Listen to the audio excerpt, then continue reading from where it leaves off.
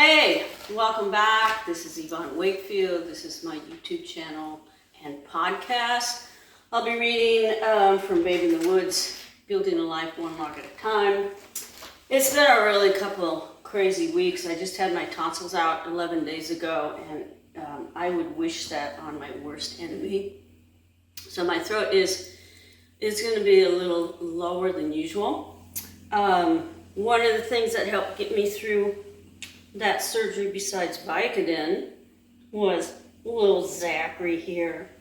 He's such a little cuddler. And he's going to help us read tonight, huh, Zach?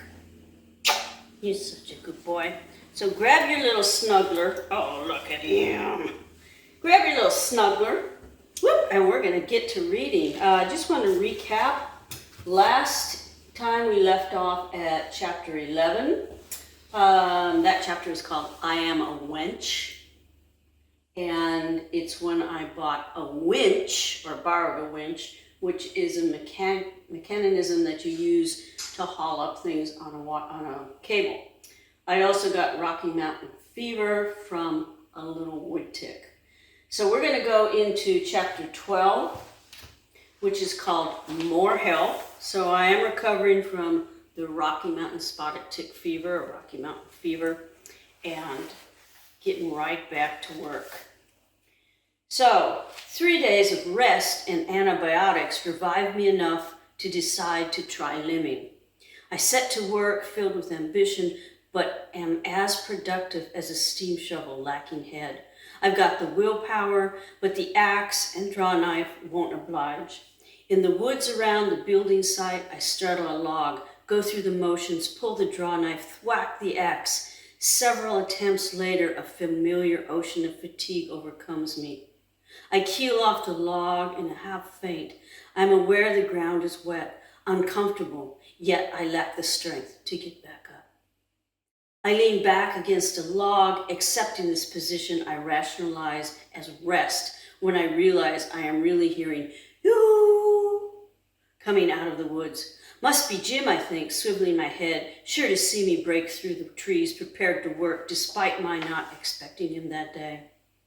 The yoo gets louder, and I also hear something snorting my way. A crashing of brush brings me shakily to my knees, and a brown, slobbering hound dog stands barking in front of me.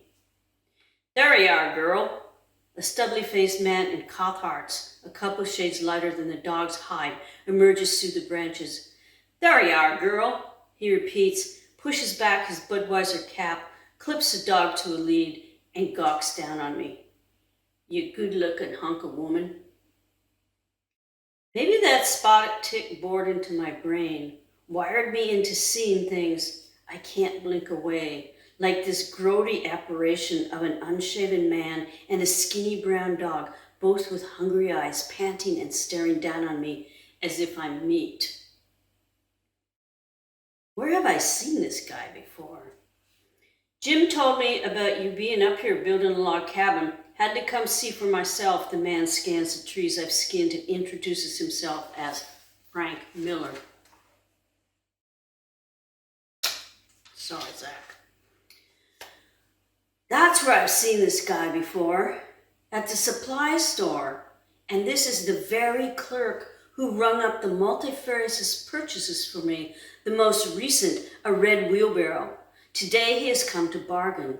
After a forced introduction and a bit of small talk, Frank proposes a deal.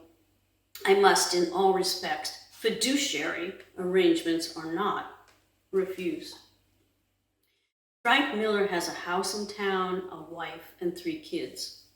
On a mountainside as the crow flies about 4 miles from my place, he has a cabin located on a country road accessible year-round.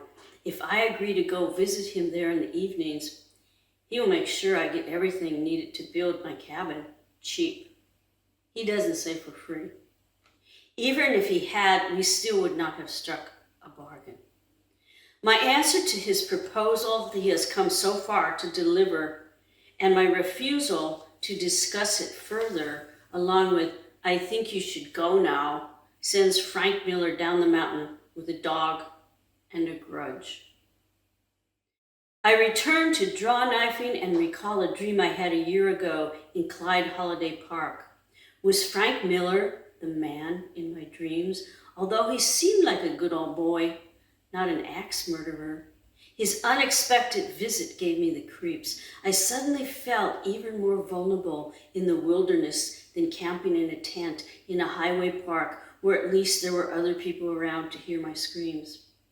Back here, there was only me, and I had no option but to trust to my senses. So what I was hearing now, only minutes after Frank and his dog had left, I was sure was a truck. I grabbed my axe for protection, sure Frank Miller was coming back to prove he was the man in my dream. Axe in hand, I run uphill and crouch behind a fir thicket. Unless a scent hound was loose, I am undetectable. From my cover, I watch a white Ford pickup stop below the building site. Two men step out, lean against the grill. Neither is Frank Miller. One of them is my brother. I break from the brush, clamber over the pewed logs to greet them. "Hey!" he yells as he sees me filtering through the tree limbs. "This place is really hard to find, but good directions." Mark, my brother, tosses my most recent letter to him, the one that included a map in hand, to my land. Unbeknownst to me, my brother has bought land west of John Day, almost right after he received my letter. I wish the letter had mentioned Robin, because after I camped with my brother there, I discovered the land he had bought was mostly rock and sagebrush. Still, I'm excited my brother will be nearby, even if he is 4 mountain drainages away. At least we will still be living in the same county. That's more near than we've been to each other for years. Mark introduces me to his friend, Brad, a 26-year-old bear of a guy with black beard. He's a wandering soul, jack of all trades, who gets by with little help from his friends.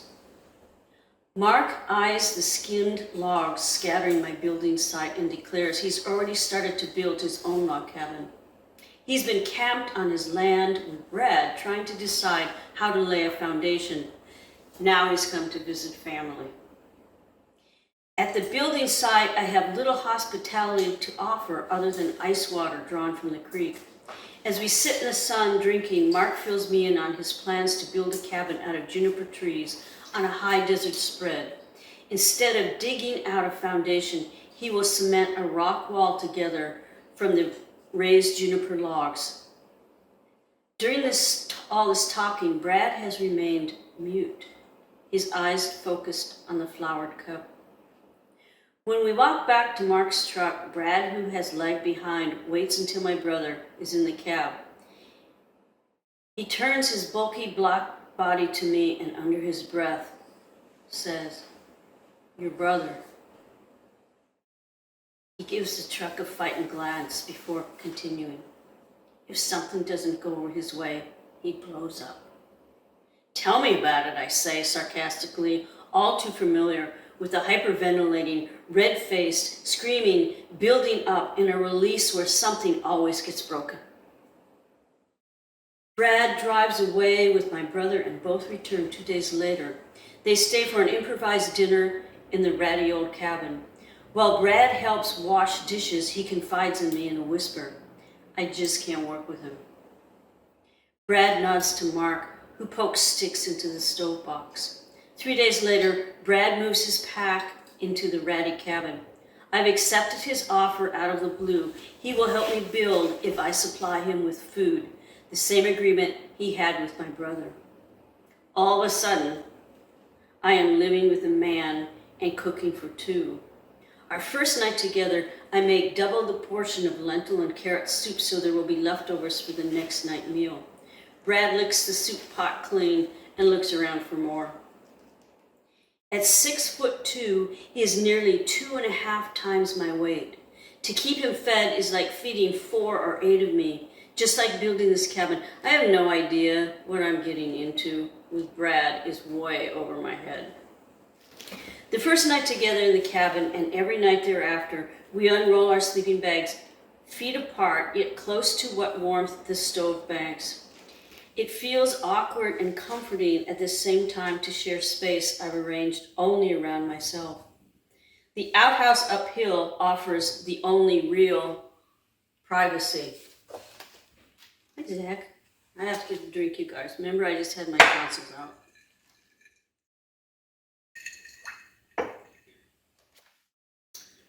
In the morning, we roll up the sleeping bags, put them in opposite corners of the cabin, warming to rekindle the fire. After a breakfast of oatmeal mixed with peanut butter and raisins, we hike up to the building site. It takes only a few days, but we settle into a working and sharing a roof together relationship. The working together part also includes Jim, whom Brad takes to like glue, and the two men share a bond I never will with one or the other. It's a guy thing, I figured, an unspoken testosterone-driven communication to show off physical prowess they admire in each other. Even though the three of us work well together, it's evident my resulting feelings of exclusion are a girl thing. Jim has laid out the foundation according to the plans we've drawn up. Yellow string is taut around boulders and sticks to measure the distance and alignment between 16 two-foot squares framed by sticks, 4 rows of 4 pier holes, which must be dug out by hand.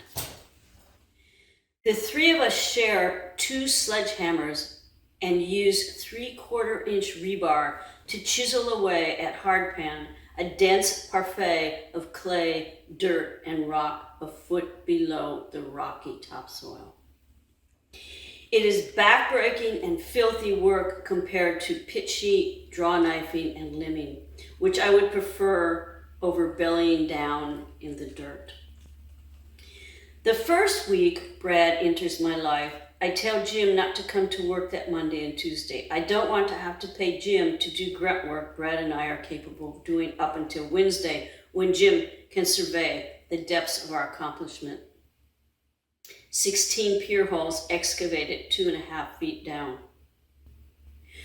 On one of those sunny days, Brad and I take our time getting to this callous, monotonous work.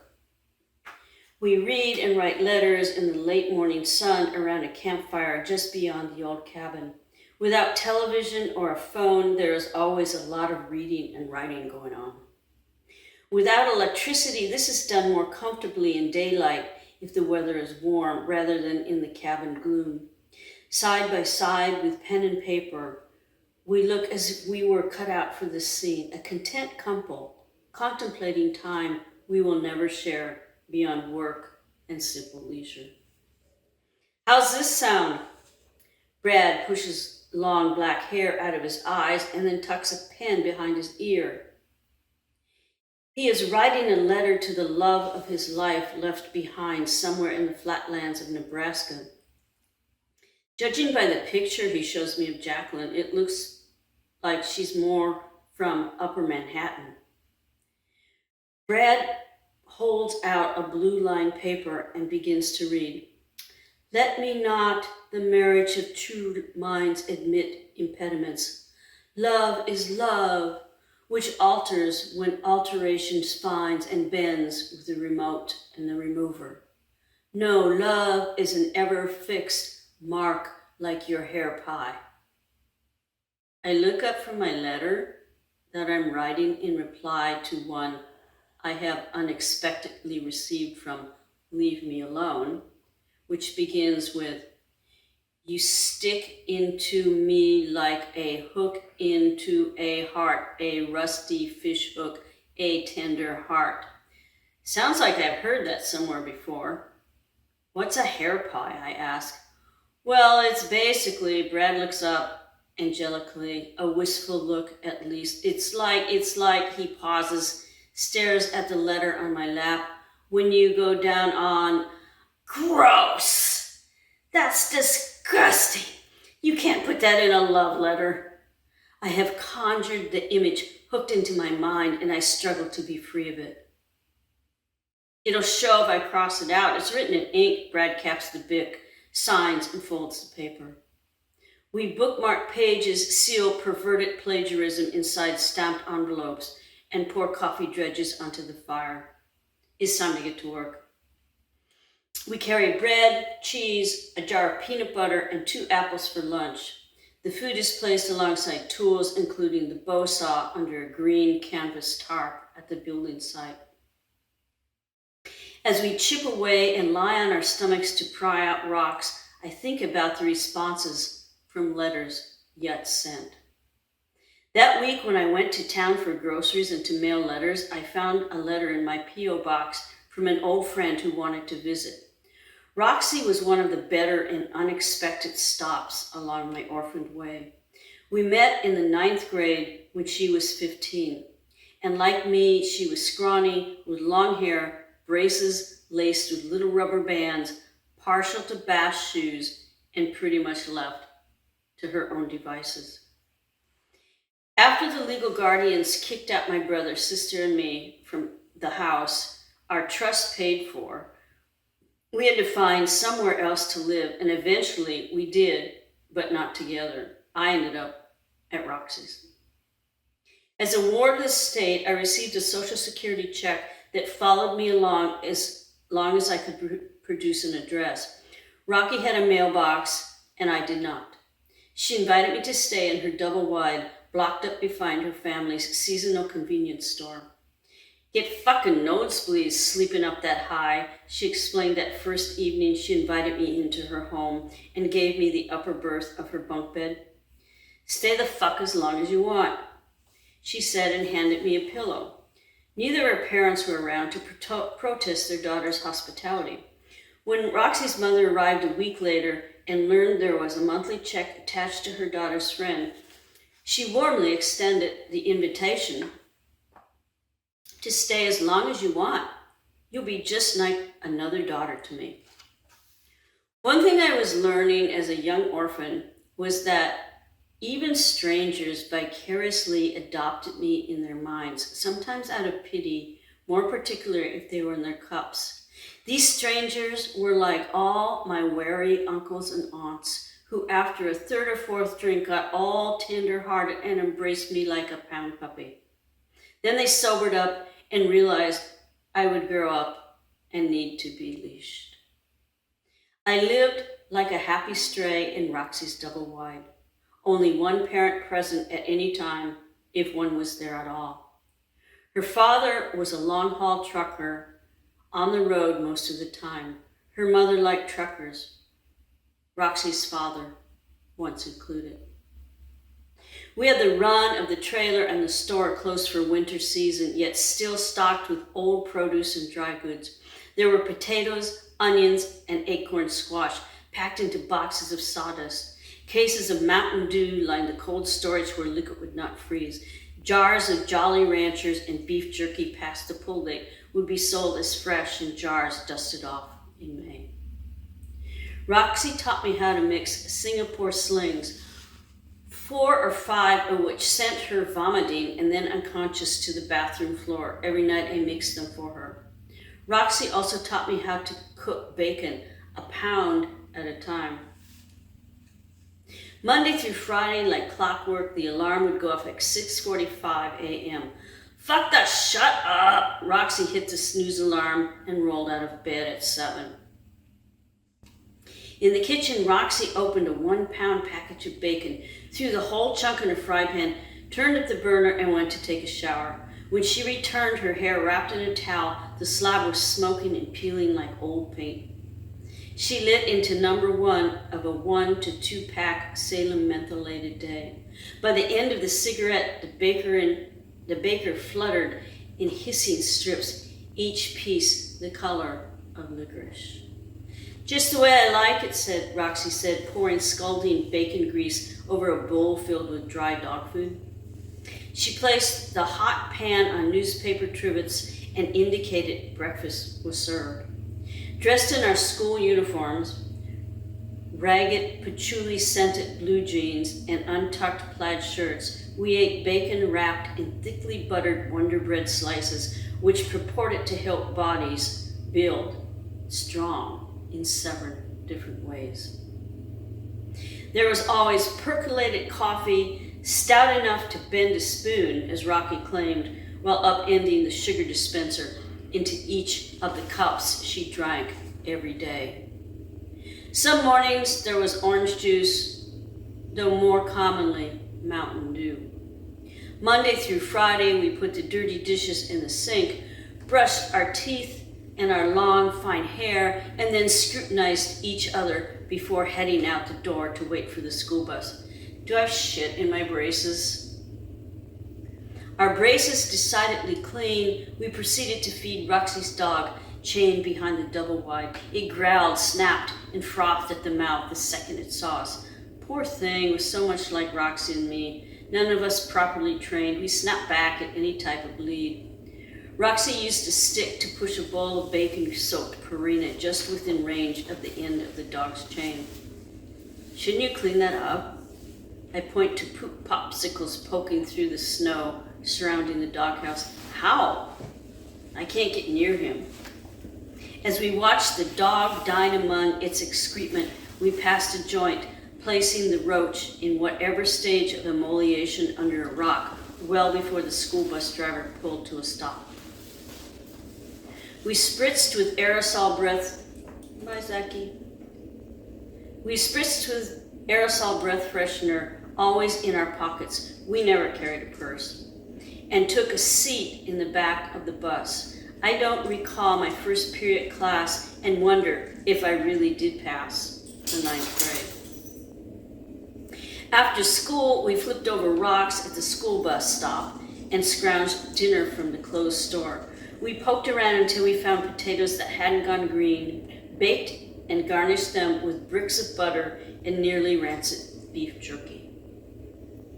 We drank our drinks. For Roxy, slings, and for me, a Budweiser pony, since my taste for hard alcohol altered a few months before when I drank nearly half a bottle of gin and danced half naked in the snow. After dinner, we washed dishes, clothing when necessary, then got down to work, and it was never homework. Roxy put in an 8-track cassette, filled a bong, lit it, and then sat in the kitchen table to carve a box from balsa wood in the living room. I curled in a chair, sketchbook in my lap, and drew whatever came to mind. Sometimes I took off my shoes and wool socks and drew my feet. Looking back at those drawings, I can understand why some had 6 toes. Weekends at Roxy's were pretty much the same as weekdays.